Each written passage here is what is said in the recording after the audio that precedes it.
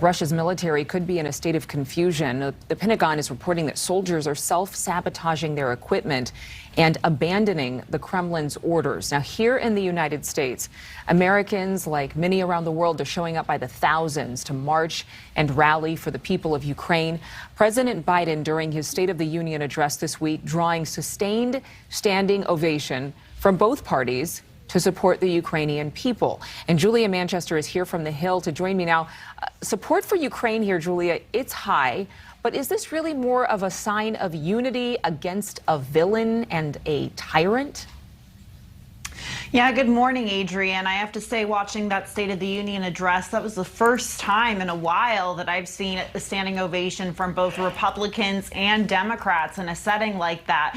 But yes, I would say that in terms of this situation of Russia invading Ukraine, it does seem like this is unification against a villain, and that villain is Vladimir Putin. Now, I do think there is something in the American psyche going back to the Cold War that, definitely makes us view Russia and the former Soviet Union leaders. And when I say Russia, I mean the Kremlin, the KGB, or the former KGB, and Vladimir Putin, not the Russian people, negatively. And I think we see that continuing today with how Russia has really horrifically strong-armed Ukraine and invaded that country. I think it also has to deal with the relations between the U.S. and Russia. Remember, it wasn't that long ago when Vladimir Putin and Russian actors interfered in our own democratic process. So definitely unification against a villain here, but who knows how long that will last. Republican Senate Leader Mitch McConnell said this week there's broad support for the president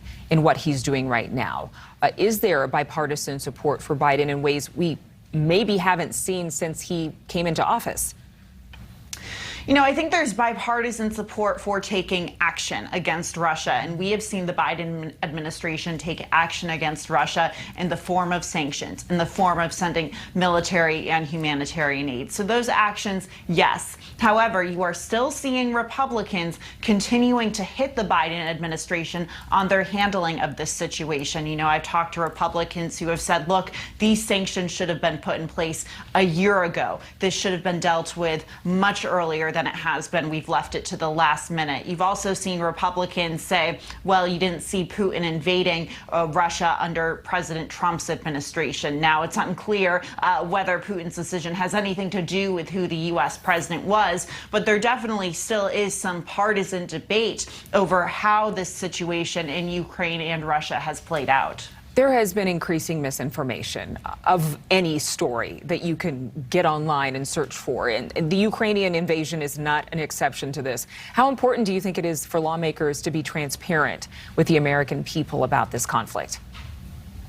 It's extremely important, Adrienne, and that's because, like you've said, we've seen so much misinformation, so much twisted information online during this conflict. And when we look at a lot of our Western allies, such as in the UK and the European Union, we see them very much trying to tamp down on some of this disinformation and misinformation, mainly coming from Russian actors in the form of Russian media, whether that's coming from Sputnik or Russian Today. We've seen that in those countries and in those organizations, they've put a stop to a lot of that Russian media from infiltrating their own airwaves, because they know that that is not the correct story. That is propaganda. So I'm curious to see how lawmakers combat that issue here, because we know whether it's the 2016 election or even some of the social upheaval we saw in 2020 during the pandemic and the nationwide reckoning over race in this country, there were Russian actors